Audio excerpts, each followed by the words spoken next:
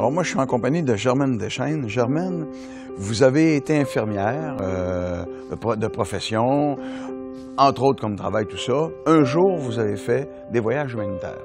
Alors, vous avez fait Haïti, l'Inde, Guatemala, après ça?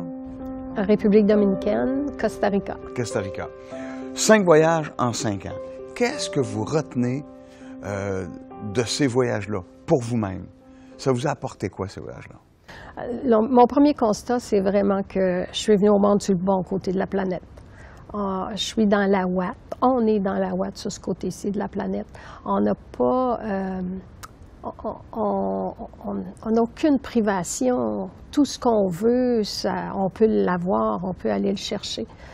Comparativement à tous les autres pays, qui fait qu'en sorte que souvent, même l'eau n'est pas disponible et amène des problèmes de santé épouvantables. C'est vraiment mon constat premier, ce qui m'amène dans mon quotidien à faire attention quand j'ouvre la champlure. Je prends mon verre d'eau puis je le referme. Je lave ma vaisselle avec le minimum d'eau. Je prends ma douche, je fais attention. Des fois, je prolonge un peu, mais là, quand même, il faut profiter un petit peu quand même de ce qu'on a. Mais c'est vraiment mon premier constat, ce qui vient me chercher. Me dire, j'aimerais que les gens, être capables de transférer autour de moi cette notion de bien-être dans laquelle on est et que souvent on oublie. Puis, pour en avoir fait, moi aussi, des voyages, il me semble que ça développe notre patience aussi. Hein? On a un regard un peu différent sur l'être humain. Hein? Ça amène de l'empathie aussi, parce que vous, d'autant plus, le genre de voyage que vous avez fait, puisque c'est des voyages humanitaires par rapport aux enfants, hein, par rapport à la misère des enfants dans le monde, tout ça. Vous-même qui avez 2 enfants, dont une que vous avez adoptée, tout ça, hein, il me semble que ces voyages-là doivent ouvrir sur l'empathie face aux autres humains, non? Ben, oui, c'est sûr que plus on voit de problématiques à l'extérieur, plus ça nous amène à accueillir ce qui se passe autour de nous autres, à être plus tolérants, à s'adapter plus facilement. Et comme je sens que vous êtes une personne qui a besoin d'action, il faut que ça bouge, c'est l'impression que vous me donnez, on ne se connaît pas tellement, mais vous me donnez cette impression-là. Là, vous êtes devenue présidente de la FADOC de Brossard. Encore dans l'action. Vous avez besoin d'être avec les autres?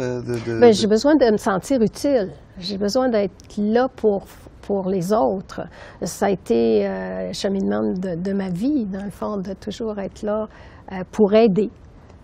Et la FADOC est arrivée aussi dans un moment de ma vie où je me disais, bon, je fais quoi maintenant à la retraite? Mais je suis pas le style à me bercer, ça va pas assez vite, là, se bercer. Alors, j'ai commencé de l'action à travailler juste pour une activité, là, organiser une activité.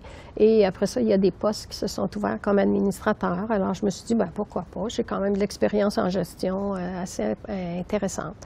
Alors, je suis entrée comme administrateur et du jour au lendemain, je suis arrivée comme trésorière et l'année suivante, présidente.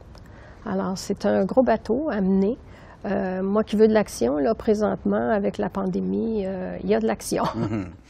Qu'est-ce que vous pourriez, Germaine, laisser comme message à des gens qui nous écoutent, à des jeunes, les moins jeunes, tout ça?